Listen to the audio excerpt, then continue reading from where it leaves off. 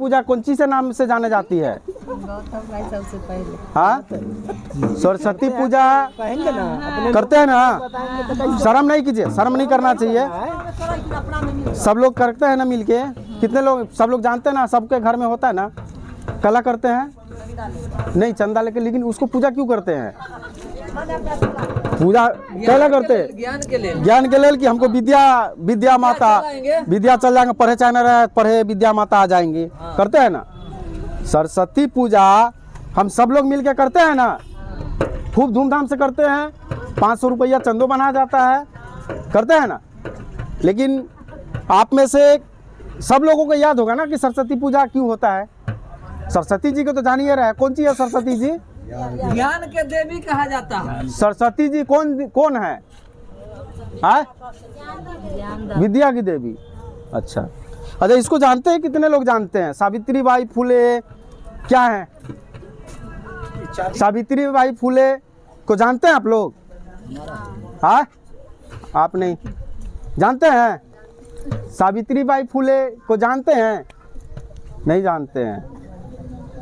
Savitri by फुले को नहीं जानते हैं, लेकिन सरस्वती जी को जानते हैं। क्योंकि ये ब्राह्मणवादी पूरा जो मानसिकता में बैठा हुआ है लोगों को, ब्राह्मणवादी विचारधारा वैसे नहीं बैठा हुआ है। हम लोगों के माइंड में जैसे त्रिशूल का दिखा के और लोहा दिखा के उसमें पूरा ब्राह्मणवादी विचारधारा को लिख के और मेरे माइंड के अंदर वो सेक दिया है। तो इसीलिए मुझे याद है कि सरस्वती जी विद्या के देवी है। लेकिन उन सरस्वती जी के लेके कितने लोगों का क्या हो गया किसी को पता नहीं। लेकिन आज जो जिनको हम लोग यहाँ मला अर्पण करने के लिए आए हैं, यहाँ जिनको हम लोग ये जयंती मनाने के लिए आए हैं, सावित्री बाई फुले के 193वां जयंती, मतलब 200 साल पुरानी ये माता हैं। और ये जब 9 साल की उम्र थी इनकी, तो इनके जो घर के लोग हैं वो शादी कर दिया मात्र 9 साल की उम्र में। क्यों जानते हैं? 9 साल की उम्र में तो लड़का खेलने खाने वाला होता है, जिधर तिधर बगवाने वाला होता है, पैंट पहनता भी नहीं है ढंग से। 9 साल की उम्र, लड़का हो या लड़की हो, है कि नहीं? लेकिन उस ब्राह्मणवादी विचारधारा, छुआछूत, भेदभाव और महिलाओं को बिल्कुल पढ़ने का अधिकार नहीं था। उस टाइम में इनको 9 साल की उम्र में शादी किया गया और ये उस टाइम भी इनको पढ़ने का मन था। वो चाहती थी कि हम पढ़ाई करें, हम जानकारी ले, लेकिन इनको बहुत शोषण किया गया। इसके बाद इनको ससुराल भेजा गया। ससुराल में गए तो ये पढ़ना चाहते थे, तो इनका पति भी संजोग से अच्छा मिले। सावित्रीबाई क्या नाम था? फुले ज्योतिबाई राव, अच्छे पति थे वो।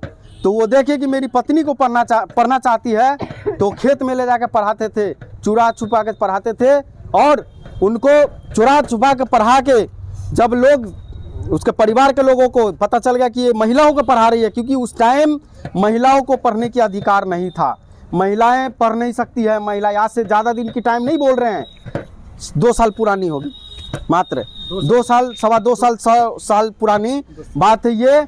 महिलाओं को पढ़ने का अधिकार नहीं था। महिलाओं को समाज में 200 महिलाओं को समाज में खुल के चलने का अधिकार नहीं था। उस टाइम ये क्रांतिकारी सावित्रीबाई फुले 9 साल की उम्र में शादी कर दिया गया इनका। और वो घर से जब पढ़ते हुए देख लिया तो घर से भी निकाल दिया इसको, ससुराल से, पति पत्नी दोनों को तो अलग रह के। और वही मुस्लिम फातिमा शेख के परिवार में, क्या नाम था उनका? फातिमा शेख के उनके भाई उस्मान शेख के परिवार में उनका दोस्त था इनका।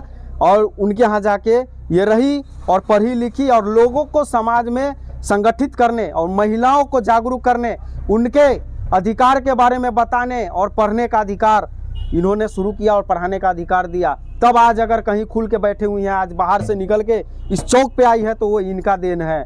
लेकिन इनको कौन जानता है? आज सरस्वती जी को क्या दिए सरस्वती जी? झूठ मूठ के 1-2 डंडा खड़ा करके माटी के मूर्त के और लोग पूजवाता है। लेकिन असली जो भगवान है, असली भगवान कौन है हमारे बीच में? ये सावित्रीबाई फुले है, ये बाबा साहब अम्बेडकर है, ये आपको फूलन देवी है। आज फूलन देवी जितना शोषण किया गया, ब्राह्मणवादी लोगों ने इनको शोषण किया, इनके साथ रेप नहीं किया, क्या नहीं किया, एक साथ सैकड़ों लोगों को ये मारे, तब जाके ये नाम है इनका। आप उसमें से बहुत सारे लोग हैं, दशरथ माझी जैसे लोग हैं कि गांव में पहाड़ के लिए, ये रास्ता के लिए पहाड़ खोद दिया, तोड़ दिया अकेला, और ये महान पुरुष बन गए। तो ऐसे बहुत सारे लोग हैं, हम में भी, आप में भी है कि भगवान, अरे ठीक है, हम नहीं कहते कि आप बिल्कुल हम कहते वैसे कीजिए, लेकिन थोड़ा जानकारी रखिए। अपना जो आपका जो टाइम है, आपका जो संसाधन है, उसको व्यर्थ खर्चा नहीं कीजिए। आज अगर अपनी बच्ची को पढ़ाई में 1000 रुपया ट्यूशन खर्चा कर दीजिएगा तो आपकी बच्ची पढ़ के कुछ बन जाएगी, लेकिन अगरबत्ती में आप साल में 5000 रुपया खर्चा कर देते हैं। अगरबत्ती में आपका 5000 रुपया खर्चा होता है और 5000 रुपया अपने बच्ची के ट्यूशन में खर्च नहीं हो पाता है। तो ये है हमारा समाज। तो थोड़ा सा हम लोगों को जागने की ज़रूरत है। भेदभाव से भागिए, उठिए, और ये जो ब्राह्मणवादी, ये जो भगवान कहते हैं हम लोग, भगवान भगवान भगवान, और वो रुपया भी खर्चा हो रहा है, राम जी के यहाँ जाएंगे, उसे क्या हो जाना है, किसको हो जाना है क्या, किसी को? लेकिन नहीं, हम जाएंगे वहाँ, राम लला शादी होगा, अरे जो मर गए वो क्या शादी करेंगे, वापस आएंगे। ये सब ड्रामा से निकलिए हम लोग, ठीक है। हम लोग इसीलिए बोल रहे हैं क्योंकि हम लोग आपस में खाली विचार कर रहे हैं, लेकिन असली चीज़ जो हम आप लोगों को बताना चाह रहे हैं वो अभी तक गया नहीं आप लोगों के कान में।